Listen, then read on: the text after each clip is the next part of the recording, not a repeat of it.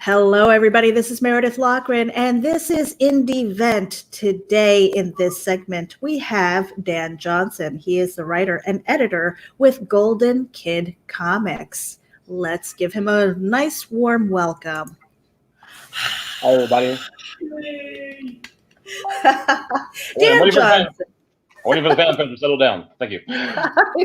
Settle down, folks. Settle down. Keep your clothes on. Throw the dollars, though. Sorry, PG. I've been going since 9 o'clock, and I'm getting a little bit punchy. No, it's okay. But I am so glad to have you with this event. This is actually our first time sitting together and talking and getting to know one another, and it's really cool because I love independent creators. I'm learning to appreciate comic books now because I'm part of the Comic Book Advocates Network, and I kind of fell into that on accident, which kind of launched like a comic noob show. So I'm hoping that I glean some information from you as well. But I want you to talk about Golden Kid Comics as we wait for some of your team members to come in. And then I will probably give you guys a seat and let you guys talk shop and let the audience know what Golden Kid Comics is all about. Let me add Brian Wingrove in here. Awesome. So Dan, let's start with you, and let's hear your pitch. Let's hear who you are and what you do. Certainly. As Meredith said, my name is Dan Johnson. I'm the writer and editor for Golden Kid Comics. Golden Kid Comics is a company that I actually started with my partner, Josh Hawley, about 2 years ago. What happened is that I've been working in comics for going on about 15 years now. Besides writing articles for magazines such as Back Issue and Alter Ego and Hogan's Alley and Film Facts, Scary Monsters. I've also written for the Nez to Nez comic strip, the Brewster Rocket comic strip. I'll talk about that with a good buddy of mine, Tim Rickard. And I was also working on the Mark Trail comic strip until recently, when James Allen left it. Besides that, I also worked for Campfire Graphic Novels, and also Cemetery Plots is a comic book that I formed with Empire Comics Lab, some partners of mine. And one of the things, being in the industry for so long, is I've noticed a decline in kids comics. A lot of the major publishers, especially DC and Marvel, they are just completely bypassing books that are suitable for kids. And Josh and I talked about this several times before we started the company, and we were both talking about how there's a need for that market. Not only because there's a need for kids comics, something that gets children into comic books, but also there's a need for something to get kids interested in reading in general. We're both strong advocates of literacy. We figured that if you give a kid a book and get them into reading, you will open up a whole new world for them. And we figured their opportunities are multiplied 1,000-fold just by a love of good books and just being able to appreciate them. And we see comic books as sort of like the gateway drug. That is how you get a kid interested in reading, because you give them something they want to read. And so what we did was we sat down and we started figuring out how to do Golden Kid Comics. And Josh had come up with the idea about using public domain characters, characters from the 1930s and 40s that no one had a copyright on. And then we thought, well, what we'll do is, why don't we take them and update them? So we actually make them something new and something original. We use them as a springboard. And that's what we've done. We've taken the character of the Flame from the old 1940s comics, and our main storyline has him being sent into modern times from the 1940s. The idea is supposed to be that the character is here to help fight a great evil that's coming. And right now he's gathering a team of superheroes that are legacy characters and brand new characters. Mm-hmm. But his arrival has also sparked a new legacy of supervillains. So we're exploring that right now in our books. And with me now is Brian Wingrove. Brian is actually doing two of our characters for us. A character called Funny Bone, which is, I call him the Manhunter of Mirth. He's actually a clown superhero. And the character is the grandson of a gangster from the 1940s. And he's basically taken on the family name to redeem it. Prove that no matter who you are, no matter where you come from, that doesn't define you. And we want that to be a strong lesson for children. We want them to know that even if they come from a background where they maybe figured their parents didn't always do the best they could, that doesn't define them. They are their own person. Yeah. Well, I'm gonna pop in here real quick and put Brian on the big screen and let him introduce himself, what you do, where we can find you, and then we're gonna continue on with the discussion. There you go, Brian. You've got the floor. All right. I joined in with Dan and Josh on their projects as they were looking to expand more. Like a lot of people, more ideas than you do time. So you got to bring in more people to try and get everything done that you're wanting to do. I had seen Dan over a few years at comic book conventions. I heard he was looking for someone who could match the art style of Josh, that they were going for a uniform look on the books. I do a lot of cartoon work, a lot of different animation styles that I like to pick up and try out.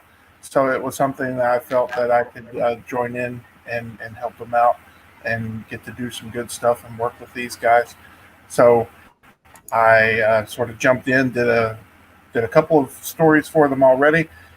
The Funny Bone origin, the origin of Sure Shot, who is an Archer character that's coming up as well, and then another story for Funny Bone that's introducing one of his main nemesis. So let's see. That's just kind of where we're going with those, and then in whatever free time I might have left, I try to draw some of my own stuff, here and there. Excellent. Now, how did you guys meet? Because I'm finding now this isn't a comics noob show or anything like that. We really want to highlight Golden Kid Comics, but I'm kind of curious because I love Genesis stories. Like, how did you find each other? What was the process of like finding the writer to the artist and getting that process going? Like what was that story? Well, before we do that, I do want to say one thing. I am very blessed because I work with some very talented individuals. Josh, And Brian, Kevin Halter, and my assistants that help me out, the ladies by the name of Jennifer King and Ambalot. But the one thing about these folks is they are too modest. Brian, you got to promote your other stuff too, dude, because you do more than just Golden Kid. Tell them about your other comic books, my friend. Tell us. I have been doing my own comics. It's a company that I'm calling Bear Butt Comics. Bear as in the animal. That seems to be a common theme today. So I do. Sorry to interrupt, because it's a goofy thing. I'm trying to get all the shows to actually mention butt beard today, just for a laugh. Okay, sorry. Go ahead, Brian. And I'm going to add Kevin to the stream here. Hi, Kevin. We'll be right with you in a minute so we can give you an introduction. We're going to let Brian continue on. Okay. I would say yes. I was doing my own comics with Bear Butt Comics, as I was calling them. So I have a few titles through that. Worked with a bunch of different people on a couple of projects. So trying to get out there and market and just get to work with some of these people that I've been seeing for years. And then I had another project that I was sort of playing around with at the time that was very similar to what they were doing with Golden Kid Comics. It's a book called The Mighty Mighties, and it is my screen just went to a screensaver. Hopefully you still see me. We can still see you. Okay. It's called The Mighty Mighties, and it was a cartoon version of a lot of the public. Oh, okay. We lost Brian. We'll get him back. We're just, you know what, Kevin? We're going to put you on the big screen, let you introduce yourself real quick, and your role with Golden Kid Comics. Let me get you up here. There you go. Floor is yours. Hello. Yeah, I've been working with Dan for off and on for a while now. Don't even remember how long it's been. But I wound up doing some of the colors for some of the stories and the lettering, and I don't know. just kind of stepped in and filled out the spaces where they needed help. And yeah, I really enjoy the group. They're a fun group. I really believe in what we're doing, so makes everything a joy. So Mhm. All right. We lost him. That's all right. He'll be back. And when he does, we'll get him back in the room.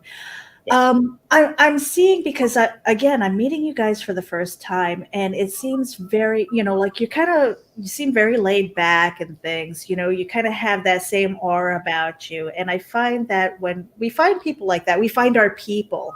And so it's easy to kind of collaborate and work with one another. And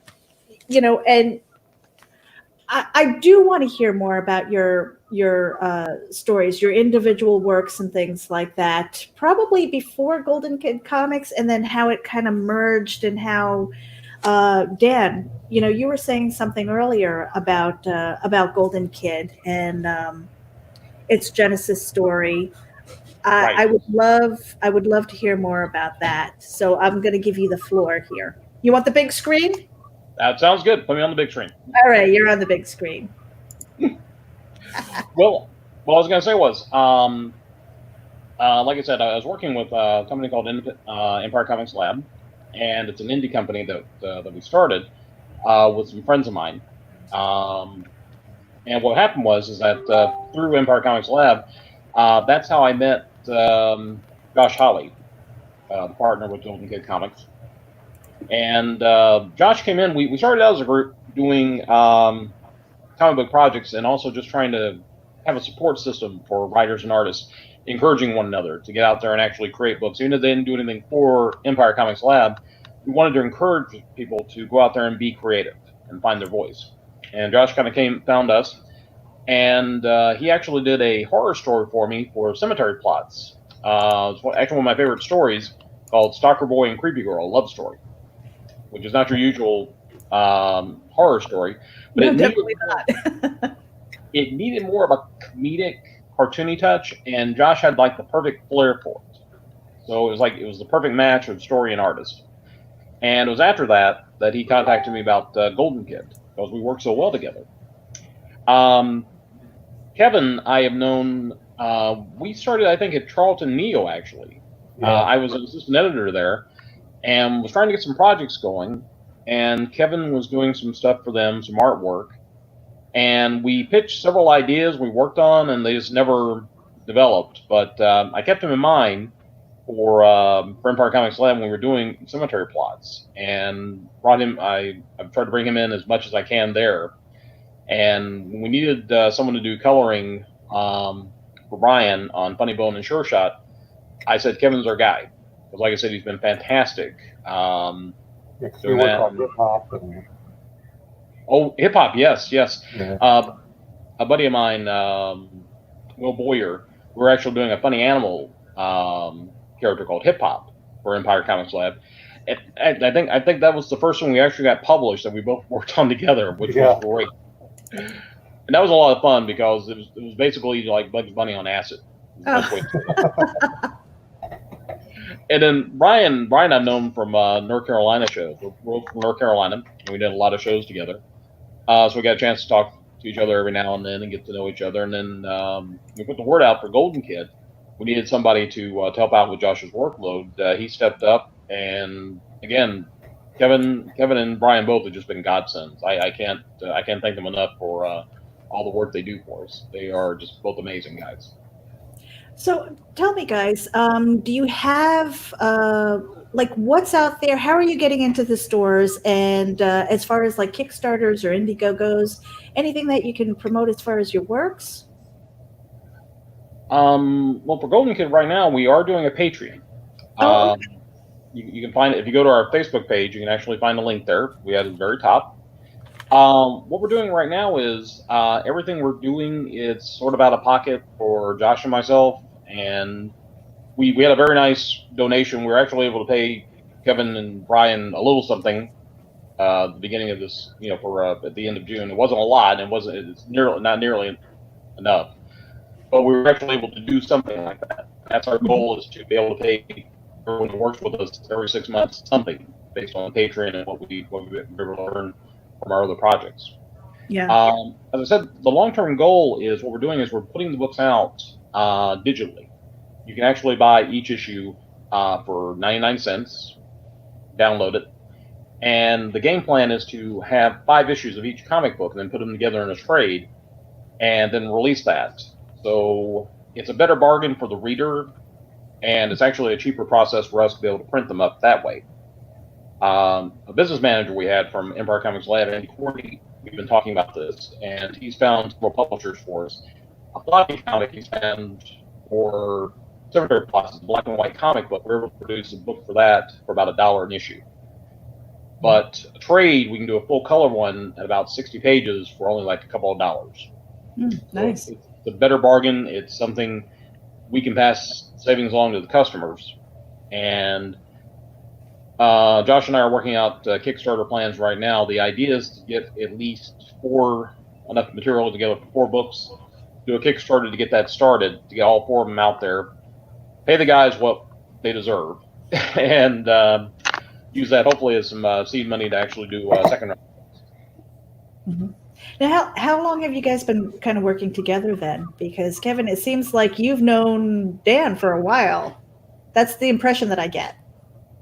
About 5 or 6 years, isn't it? Yeah, I think it has been about 5 or 6 years. Yeah. Because it's kind of funny. Again, I'm brand new in the journey and trying to get my first book out, and so I'm a storyteller. That's what I do. I write fiction and things, and that's where my joy is. But trying to script it out and things like that. Who here does the scripting? Is that you, Dan, or do you have somebody else who kind of takes the story and scripts? Oh no, that's me. I do the writing. At some point, I want to turn some projects over to other writers, but I'm kind of a control freak in that regard. And some people will say just a freak, but definitely a control freak. And as I've told the guys before, there's actually a plan for the entire series. As I said before, where our main character, the Flame, being sent to the future, there's coming evil. It's hinted at in the very first story.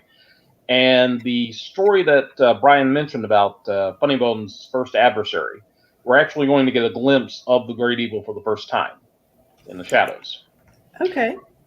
There's definitely a plan for the characters, a story arc, beginning, middle, and end, at least for the first round. And now, Mighty Mighties, that's something that Brian does on his own. He does all the writing, he does all the artwork for that himself. That's all his project right there.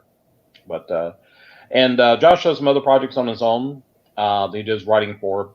A few of them are associated with Golden Kid. He's talked about doing a couple of them that are like separate from our main storylines. But as far as the Golden Kid universe itself, that's I'm the Stan Lee of it. So. All right. And then, Kevin, how about you? I mean, do you you said something about lettering? Mm-hmm. Do you also do your own writing, and do you have comic books out in the ether?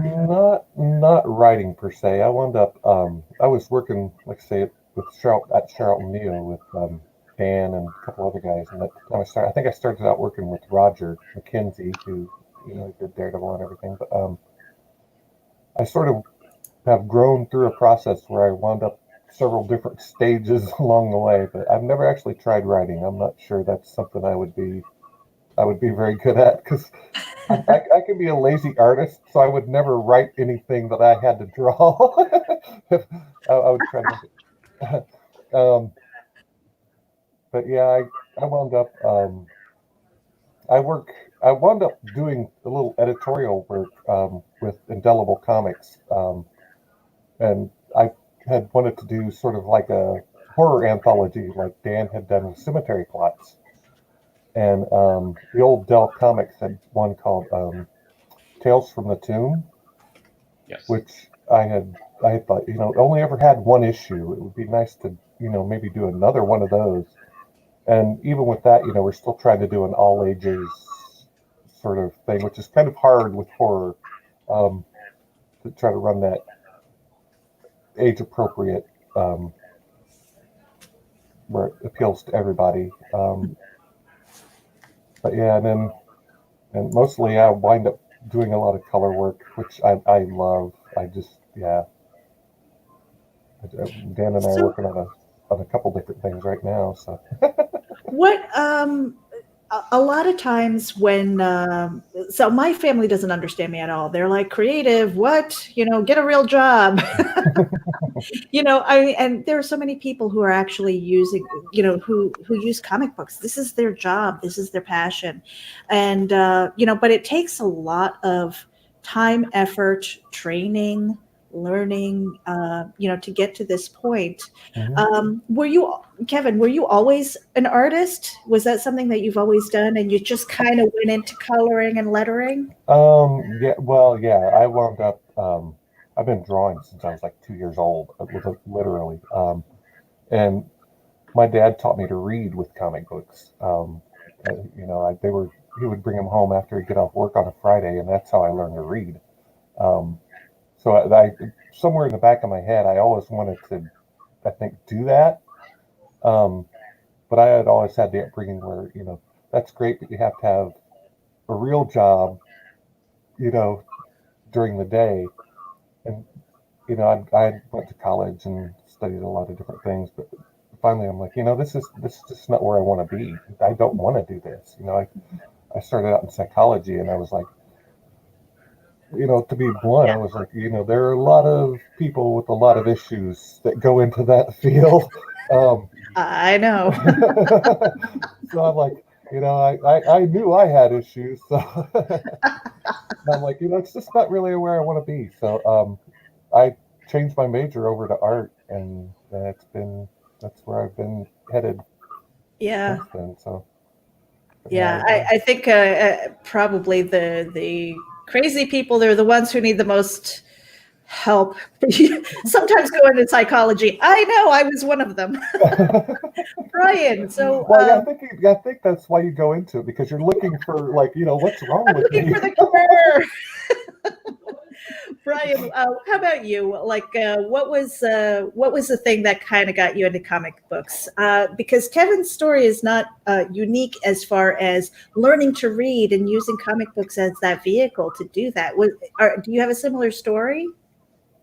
It was. My mother was this voracious reader that was always reading something and would spend hours at a used bookstore. And they had a couple of boxes of comic books over in the corner, three for $1. And every time she went, I could get $1's worth. So eventually I bought those few boxes that they had, just three at a time. And it was very much, that was how I learned to read. And I remember being 5 years old and saying that's what I wanted to do, was to draw comic books. And and even at the time, I didn't even understand what printing was. I thought they were all hand drawn. So I was Uh, very good. But yeah, it was just always something that I've wanted to do. And well, yes, I've got a day job, and you got to have something to pay the bills and to have the um, benefits are really the big thing. I might mhm. get by without the paycheck, but not the health insurance and everything else. Yeah. But yeah, so it allows you the time to go do that. I've had other jobs that um, didn't allow the time to do it, so it was a lot harder on you that way. But so Mhm. yeah, it's always just been that major goal of that was always that first passion. You always wanted to go back to it. You always wanted to eventually contribute in that way creatively to something that inspired you. Yeah, definitely. And Dan, I'm a writer, so I always say that I've got ink in my blood. Um, I'm sure that you have the same thing. You've been writing for a really long time. It was just something, it's not something that you want to do, but for me, it's something that I have to do. I agree. Yeah. Yeah. And so like, for you, what was it like, instead of maybe being like a fiction writer or a nonfiction writer? What was the thing that got you into comic books as far as writing? Well, what happened was is that I had a godmother that used to bring me her old comic books, and I remember looking through comic books from as early as like maybe 3 or 4 years old, and then watching. I'm old enough to remember when Super Friends first aired on ABC originally, and I was captivated by superheroes at an early age. I loved Superman, loved Batman, and what happened was is that when I was 7 years old, after church one day, my parents went grocery shopping, and the grocery store they went to had a newsstand that had comic books. And I remember I just sat down there and was flipping through comics, and had I still remember it was a Superman Family number 181, Fantastic Four Annual number 12, and Super Team Family number 15. And I tell people those are my first loves because I looked through those books and it was Superman, the Flash, the Fantastic Four. And when my dad found me, he asked, did I want to pick up one? Mom came along. Like Brian's mom, my mom was a huge reader. She loved reading. And unfortunately, she raised 4 kids that just didn't like cracking open books. They just didn't like it at all. She wanted to make sure she had one kid that loved reading. So she was like, Luke, if you want all 3 of them, go and buy them. And from there, every week, we'd go to the grocery store. I'd go to Little General, which is like our 7-Eleven knockoff in North Carolina back in the day. And that was the routine. Buy a comic book, get a Slurpee. Mm-hmm. And like the guys, I wanted to start out drawing originally. And I tell people what happened was my first inkling that I needed to change course was in high school. I had an art teacher to let me draw comic book pages for projects. And I remember getting my first project back, and she made notes saying anatomy needs work, shading's a bit off, composition in this one panel is really wonky. You really want to work on that. But she put a PS going, the dialogue is really good. You've got a good ear for dialogue. And I like the characters. I want to see what happens next with these guys. Oh, wow. And that's when I realized I need to change things up a little bit. And I knew I was never going to be Jack Kirby. I was never going to be Steve Ditko. But maybe I had a shot at Stan Lee. So I said, okay, we're going to change course. That seems to be the major goal, is like the next Stan Lee. But we all know that that wasn't an easy path for him. He wasn't just magically one day Stan Lee. That's true. It's like I said, I'm 50 years old. And like I said, I feel like there are days I'm still trudging up the hill, but I'm going to keep going. That's the hill I'm going to die on, because I can't honestly do anything other than that. Comic books, it's been my passion since I was 7 years old. I knew I was going to do comic books for the rest of my life. There was never any other option. Yeah. I mean, for me personally, it's I am 47 or 48. It doesn't matter. Close to 50, let's say. And I'm working on my very first. So it's one of those passion projects where I only see it as a comic book. And I wanted to kind of go around the room and see how you felt about that. There are a lot of people who I think they create their comic books with the hope that it'll be picked up by a network. Maybe it'll be turned into a movie, maybe a cartoon or something like that. I mean, is that the brass ring for you guys, or is it comic books? Is it just the love of comic books? Well, I'll be honest with you. I do different mediums. I'm actually working with a film company now out of New Mexico, doing scripts for them. I've actually done the first script, working on a trilogy, and the project for the next month is going to be outlining the next two scripts for them. Like I said, I've written magazine articles. I've written some short stories. I've written some couple of film scripts a couple of short films have been produced. I figure it depends on the medium and the story you're telling. Sometimes a story can best be told in comic book form. Sometimes it's better told as a short story. Sometimes it's better told in a visual medium, like a film script. Mm-hmm. It just depends. And honestly, I will be brutally honest. Sometimes it depends on the paycheck. It's like, if a comic book company wants you to write a script for them, you write a comic book script. If they want you to write a film script for them, you write a film script for them. If they want you to write an article, you write an article for them. Mm-hmm. People ask me, what motivates you as a writer? And I said, my bank account. When I see it getting down to zero, I'm like, I'll find a job and I will do whatever. I'll take the job and do it, because that's what you do as a writer. Yeah. And for a writer, I think it's easier to jump across the different mediums like that, because you Yeah. can write for film, you can write for comic books, you can do scripts for other things. But what is it like for the artists? I mean, what's the brass ring for you guys? I would say success in this would be the comic book itself being a long term established product that you get to keep doing, and it's going to be put out there and well received, and maybe be the career. Anytime you can have an idea, I think that keeps going to the next issue every single time, and there are people waiting for the next story. I think that's sort of the big pull of it. It's knowing that somebody wants to know what happens next. Yeah, that's true. Yeah. Kevin, you want to add to that? Well, but there's not a lot I can add. Yeah, you want it to be well received, and you want to. I get a joy that it's hard for me to replace in any other thing when I do something and somebody else enjoys it. I mean, that just charges my batteries a lot more than anything else. If you do something and somebody's like, wow, that's really good. You just get like a charge out of that, and I think that for me, I like I say, I've been wanting to do it since I was 2 years old. I kind of got into this because I was doing it anyway. In my free time, it's what I was doing. So I sort of thought, well, since I'm doing it anyway, I might as well do it, for these other places, and see where it goes. But yeah, I think a broader audience gets you more of that.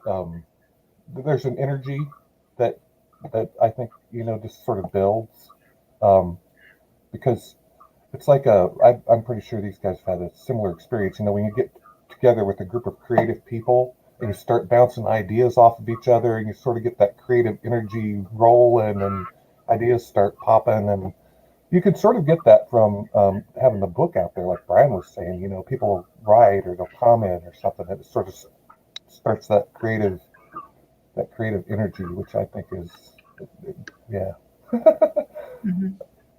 Yeah. So, Because it really, yeah, go it ahead. really can be an isolating experience, particularly these days. But when you're working at your art desk by yourself, it's really just you looking at this until it's done, and it's not until it becomes a finished product that somebody can look at it, and that's the time you get to talk about it, and you get to show people this is what I've done. So you can feel a little alone, particularly if you're doing everything yourself, until it becomes that final product, and that's at the point that people can share. And also the collaboration with these guys is nice in that everybody's got the same goal and everybody's contributing, and it moves faster because there's so many good people doing different jobs. I was going to say, one of the great things about these guys is I've worked on projects in the past. It's like pulling teeth, trying to get something done. Yeah. Because your heart and soul's not in it. Whereas these guys, you can tell there's some energy there. You can tell these guys are loving it as much as Josh and I do. And it's like projects just move along quickly. It's like we can't wait. I myself, I can't wait to tell the next story. And I can't wait to get artwork in and seeing the awesome that these guys create, because that's what keeps I don't want to sound completely mercenary, because like I said, sometimes you take writing jobs because they do pay the bills, or you take jobs because they pay the bills. But they also allow you to do the stuff that you're passionate about, and this is the stuff it is. When I wake up in the morning and I've seen a page that Kevin has colored, I'm like, wow. Or I've seen the next Funny Bone story that Brian has done, and I'm just like, wow. Josh and I are working on a project right now for another company called Indelible Comics, which Kevin's worked for. And he sent me the first 3 pages of this overnight. I was getting it like midnight, 1 o'clock in the morning, and 3 o'clock in the morning. It was just like, holy Hannah, this is gorgeous, gorgeous stuff. I'm like, it's funny. The last panel we did like this, I came in late because I overslept, and I made sure to be here on time this time. But I kept saying to myself, I got to go to bed. I got to go to sleep because I got this thing at noon, and I'm like, I can't because I've got this artwork, and I am so jazzed about it because it is beautiful stuff. And like the guy said, there are days that with the whole pandemic thing, people were talking about social distancing, try to stay away from people, self-isolate. And I'm like, I do that anyway. What's Yeah. I don't see a difference. I found that a lot of people who are in this field, they're like, no problem. I'm kind of doing it anyway. But that's kind of like the boogeyman that I wanted to talk about next is a lot of comic book creators, especially independents, are really struggling because they haven't been able to get to a convention to meet up with people, face to face talking, really pitching their books and stuff and making sales. I'm sure that's affected you guys. And Dan, you spoke about going kind of digital with your books, but let's revisit that again for anybody who's tuning in a little bit later. Like where they can find Golden Kid Comics, where they can download some of this stuff. Sure. Actually, you can find all of our books at goldenkidscomics.com. That's our official website. We have the Flame number 0, which is actually a free comic book. You can actually download that for free. The Flame number 1, which is 99 cents. Our first issue of Black Cricket, which is also 99 cents. And I believe Josh still has the Story of Easter up. Josh is actually a minister, and he actually did adaptations of the Christmas story and the Easter story that we did for free through Golden Kid. And the Easter book and Flame number 0, you can actually get those for free. Oh, wow. And I'll tell you what I'll do. If you contact me at my email address, get your pen and paper out, I will actually send you a copy of Black Cricket number 1 digital for free. All right. Well, in private chat, if you can drop in that email address, what I'll do is we'll share it out with Facebook. I thought I was going to have a helper in here doing all that stuff in the background, but he bugged out on me. Maybe he's got storms too. I was a little bit worried because I've got thunderstorms in the area. So what do you see for Golden Kid Comics? Let's just say like the 1 year out, maybe the 5 year out. What I'd like to do is, I'm just making sure I get the right address here, and I'm going to send that out right now. Like I said, our long-term goal right now, I had some health issues last year that kind of sidetracked us. We've actually been doing this for about 2 years now, so we're actually starting to get a full head of steam right now. Ideally, what I'd like to do is for us to have enough material for 4 books at the end of the year. Flame first issue, Funny Bone first issue. Toss up between Black Cricket and Golden Adventures, depending on which one we're really jazzed about doing. And we also want to see what we can do about getting Brian's Mighty Mighties out as well, and financing that as well too, and get that out there. Part of the idea about doing trades is we figure it's a little bit easier to sell sometimes. Like I said, it's a little bit easier to sell than the individual comic books. And what we've talked about doing is, in the past, we've done like a library show. In fact, we did a library show last year where we had 3/4 of us together. Brian was there with us, Josh was there with us, and it's a show I actually run. And the game plan is to try to make sales through libraries. Also, maybe even try to see what we can do about getting involved with like Scholastics and see if we can get involved with like the school book fairs and such. Mm-hmm.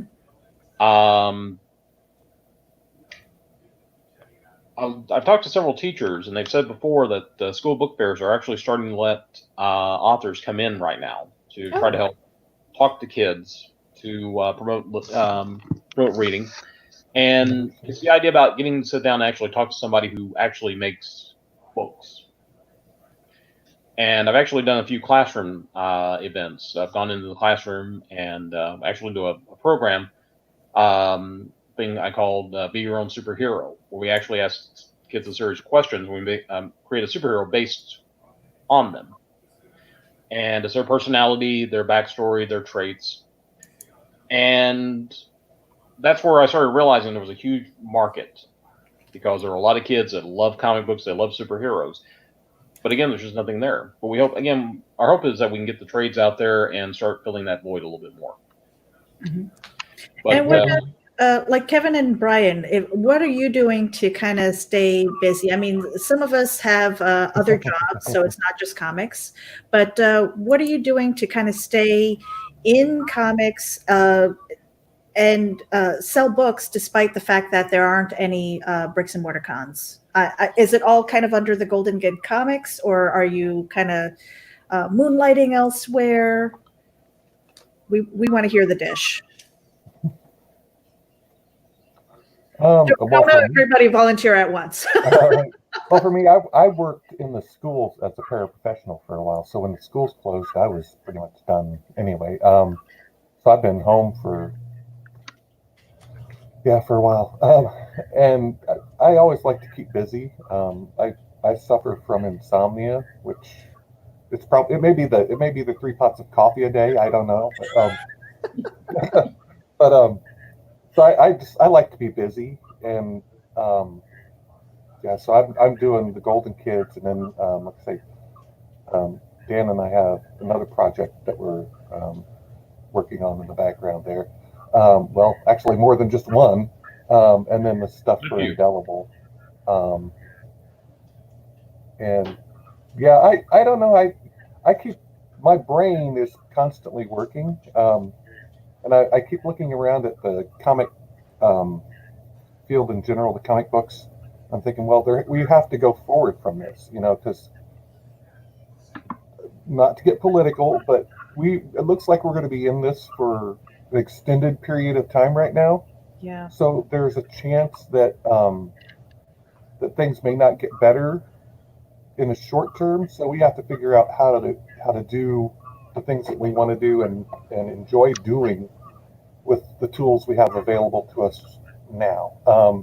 And I think the trade paperbacks, I think that's a great idea, because you look around at, like Scholastic book fairs and stuff, you look at Diary of a Wimpy Kid and The Last Kids on Earth, and a lot of those books are a combination of literature and graphic novel.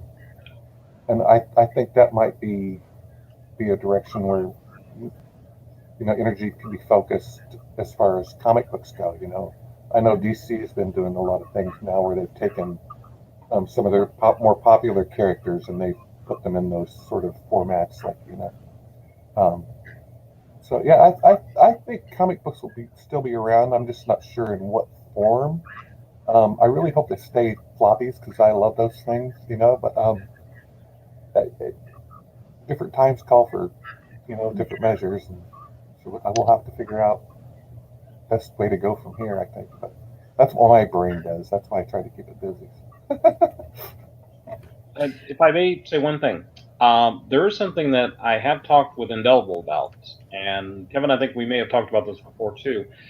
There is a game plan that Empire Comics Lab is attempting right now. It's still in the formative stages. But at this time, the email address I gave out for the free comic book, if there are any indie creators out there that are interested in trying to get their books in the shops, drop me a line. Empire Comics Lab is actively reaching out to other independent creators for a game plan that we've got that we hope might help everybody. And the great thing about it is it would be something where nobody would be financially on the hook for anything until a shop would actually be interested in buying the comic books. Please drop me a line. Once we get something more solid, we'll let folks know. And like I said, we're already trying to think ahead of as far as what's going to happen. But like I said, we're not going to let comic books down on our watch. At least I'm not going to. So. I know these guys aren't either. So. Yeah, no. Well, I think Brian's got an evil twin in here. Uh-oh. I was going to say, Brian. and then he got frozen. At least he's not frozen like I was kidding. We needed. Yeah, I don't know if anybody can hear me, but I actually haven't heard a full word in about 5 minutes. Oh, Oh, no. wow. We can So hear I you hope no now. one was asking me anything. I was hearing a lot of, and I was just waiting if I heard right, then I might join in. But otherwise, I was just letting y'all go. Well, we've got you now. So what are you doing now that the bricks and mortar cons are done? What are you doing to either moonlight or sell your books and things and getting creative? I've been drawing a lot of pages, trying to get as much stories done as I can. That's been more of a focus these days. But as far as the conventions and that sort of thing, it's really just sort of stopped for me. So I'm trying to sort of get a lot of things done. And hey, I'm on another cam now. Maybe this will last more than 5 minutes. But just trying to get a lot of things done. Um, so far, we've done. I finished the first issue of Mighty Mighties that I'm putting through Golden Kid. And so I jumped right into the second one. I'm on page 16 of that now. So those are going through pretty quick, and a couple of projects, and a cemetery plot story for Dan, and then some Funny Bone stuff I think is coming my way again. So really just trying to get ahead of the game now, and sort of have a lot of stuff ready. So when they're ready, I'll have a bunch of new things. Mhm. Now, I've heard Cemetery Plots a few times, and actually, I've got it bookmarked because, as soon as the paycheck clears, I plan on getting that because I just love those stories. As a writer, and for the audience out there, do you have a call for content? Do you look for other writers and artists to kind of collaborate with Golden Kid Comics? Golden Kid, I don't know, we got a nice tight little team right now, and I think. So the answer is no, people, no. I actually have had a couple of folks approach me saying, "Could you publish our comic book?" And it's like right now we're kind of focusing on our own stuff. Maybe it might get to a point where we can look for other things. Now Brian, it's an all ages kind of book, though, right? It's an all ages publishing company and everything that you do. So it's not just because I've seen kind of a trend with the comic books where it really goes more towards the adult audience. Golden Kid Comics doesn't really do that. No, we if you've seen Josh and Brian's style, it's a little bit more cartoony. Mm-hmm. Although it works both for humor, but also works well for drama as well. What we try to do is I try to write comic books. The greatest compliment I got was somebody said, "You write like somebody who wrote in the Silver Age of comics." I'm like, that's the best compliment I can get. Mm-hmm. DC was putting out some kids comic books, but I saw a few of them, and really it was kind of like they're very kiddie. Like, it's like if I was a 7-year-old, I'd be insulted by them because they wouldn't have appealed to me. And I always figured the best comics should be comic books that can appeal to an adult and a child too. We try not to talk down the kids, but we don't do anything. We no profanity, no sexual content. And as far as violence goes, I think we've only had maybe like 3 punches thrown over the course of like maybe 5 comic books so far.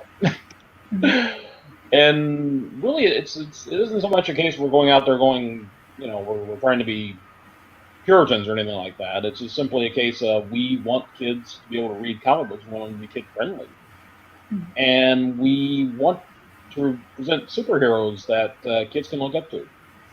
One of the things that broke my heart was when I had to start looking to. I had an adopted nephew. And I'd start looking through Spider-Man and Superman comic books, wondering, is it safe for him to read? Because I'm like looking at Superman and Spider-Man comic books that are rated teen. And I'm like, well, maybe this isn't quite for him. Mm-hmm. That broke my heart because the day that happened, I was like, we need to make a change in the industry. So we want to have superheroes that kids can look up to. We're also looking to try to have characters of diversity. We want to be able to have a superhero for every kid, from every walk of life, that they can look to and say, hey, that looks like me. that person reminds me of me, because we figure heroes come in all shapes, sizes, all colors, all walks of life. I think that's so important for independent creators because you have that platform to do that, and you don't have a big studio who's telling you what you can or cannot do, what you can or cannot write. And I think that's important to share that the diversity of content, of people, so that everybody feels that they're represented, and doing it in an honest way. I think that's what puts like the good ones versus the great ones, is finding that connection with people and your audience. Um, and so I really commend you for that because all ages. Again, I'm kind of new in the comic books arena, and I see all ages books struggling because it doesn't have that broad mainstream audience. It doesn't always have the adults. So how are you? I'm gonna kind of put you on the spot. How are you reaching? How are you reaching the adults to say you want this? You want this book for your children, and yeah, I mean, basically that's it. How are you reaching them? Well, up until Because the con shutting down, we were actually able to share some artwork at conventions, and we do a lot of stuff online. Sometimes it's reaching out to parents and just saying something like, "Well, Flame Number Zero, we put that out as a freebie," and we just say, "Well, hey, if you got kids, you like superheroes, you check us out," and it just starts with that. Um, Sometimes you'd be surprised. Parents will come find you. Like I said, I wrote for Campfire Graphic Novels, which was a company out of India. We did adaptations of classic novels. I did Robinson Crusoe, Oliver Twist, and The Jungle Book.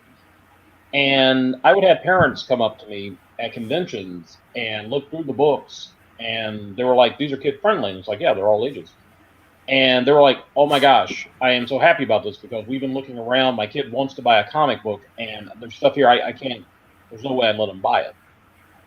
The library show we did. I told dealers we allowed vendors to start coming in after a couple of years, and I said, "Bring cheap comic books. Don't look if you got a copy of Amazing Fantasy number 15. Don't come here looking to sell it for a couple of $1,000s or anything like that. But if you got beat up comic books, 2 for $1 comic books, 3 for $1 comics, coverless comic books, bring them here." Because I saw parents, and that's the one thing I've seen. I've seen parents that will scoff at buying the kids new tennis shoes or the new fancy gadgets. But if you get something that will get a kid into reading, parents will put the money out there for it. And I've had parents that come up to me at these conventions and say, "Thank you for doing this," because I've had success stories where kids were like, people were coming back saying, "My kid didn't like to read until he came to your show last year. Now he wants to buy books all the time, or he's superhero crazy now." So parents are actively looking for this. You just got to put yourself out there and let them find you. Because, like I said, there's so many folks that aren't doing that. I think a lot of people, we don't have a manual for being a parent, So any kind of tool it is to do something positive for our children, especially these days, is a wonderful thing. And if getting a comic book kind of tricks them into reading, because most of the aesthetic is basically you open up and you see the art and everything, and you fall in love with the characters because you have that visual immersion, and then you're following the story, and then you fall in love with the characters, and you find that connection, and you're kind of tricking your kids, and they don't realize that they're learning. So to have comic books with positive messaging and real stories and things that they can relate to is so important, and I think it's very, very underrated. But guys, we've got about 6 minutes left before we cut the hour. We're for the indie event. I really appreciate you being here. This is Golden Kid Comics. We're going to go around the room. Please let us know where you can, where our audience can find you. This is going to be shared out to Geek Insider, Comic Book Advocates, Indie Event, We're just sharing it out. We're doing a social media blast across multiple networks and platforms to kind of get the word out. And so, if anybody's watching in the audience, please hit the like button, share, visit goldenkidcomics.com. That's correct. All right, I wanted to make sure I got that right. Hit the subscribe button, join their newsletter, hit them up on the social media. Let's grow our networks together. And up next is going to be Guano Guy, Mark Darden, and he's going to be sitting with us in the next hour. But I did want to go around the room, and again, just let us know where we can find you, and we're also going to be sharing links out on social media as well. Dan, I'm going to put you up on the big screen. Okay. Well, like I said, the best place to find Golden Kid Comics is at our website. It's goldenkidcomics.com. Also, you can find our Facebook page. We do updates there. Also, if you join our Patreon, hint, we do exclusive content there that it's not available anywhere else. It's not available on our website, or it's available ahead of our website. Also, our Facebook page, you can find us there. Also, if you want to come join me on my Facebook page, it's Dan Johnson. I'm currently using a Mandalorian as my profile pic, and just posted a Bronze Age Captain Marvel, Batman, Superman, and Wonder Woman as the little header. I don't talk politics. I don't talk real world issues. I just talk about geeky stuff and stuff that I love. And you can find out about all the projects I'm working on. Mm-hmm. Okay, Kevin, let's put you up on the big screen here. Yep. I'm on Facebook. Kevin Scott Halter. Yeah. Short and sweet. Yeah, I'm pretty much everywhere. Okay. He's everywhere you want to be. Yes. Right. Everywhere I want to be. That's the. Well, like the others, I do have a Facebook page. I have a personal page. You can find Brian Wingrove. There's another that it's Brian Wingrove's cartoon cosplay that you can find. That I post a lot of artwork there. Anything pertaining to comics that I'm doing, stuff I just find funny, that sort of thing. I do have a website, bearbuttcomics.com, and that's bear as in the animal, B-E-A-R. If you type in B-A-R-E, I'm not responsible for where you may end up. And so, yeah, those are primarily where you can catch me. I have, if you go to the Bearbutt Comics, it takes you to Indie Planet, where I have actual physical comics on sale there. You can find them and order, and they print them and ship them out directly from their site. Or you can always contact me on Facebook for anything, and I can send out things there. All right, I'm just sharing out the bear, but hopefully I spelled that right, because I don't want to send you to a naughty site, because that could be bad. We don't want to do that. That's a pretty good. Well, and Dan, I'm going to put you on the spot, because I'm going to put the Golden Kid Comics logo up here as we end this, and you're going to have like your elevator pitch to get people to join. So if this was your con experience, you let people know where to find you one more time. You got it. As I said, you can find us at goldenkidcomics.com. Also, you can find us at our Facebook page. And like I said, also come by and join my Facebook page if you like. It's you don't have to follow me. You don't have to join or become my friend. I open it up to the public. And like I said, we just talk about fun, geeky stuff. And I think if you hang around my page long enough, you'll realize I am passionate about comic books. I'm passionate about comics. I'm passionate about superheroes. And more than anything else, I want that to show through Golden Kid Comics. I want people to pick up a comic book and say, hey, this guy loves superheroes. And more than that, he loves the message behind superheroes. That they're there to inspire us. They're there to guide us. They're there to be paragons for us. And hopefully show that goodness, kindness, and generosity should be the prevailing thought of the day. That we should always try to reach out and be the best person we can be. That's amazing. Thank you, Dan Johnson, Kevin. and Brian with Golden Kid Comics. Make sure that you visit them, goldenkidcomics.com. On that note, I hope you guys enjoy Indie Vent, and we will see you soon. Thank you, Meredith. We appreciate it. Yeah.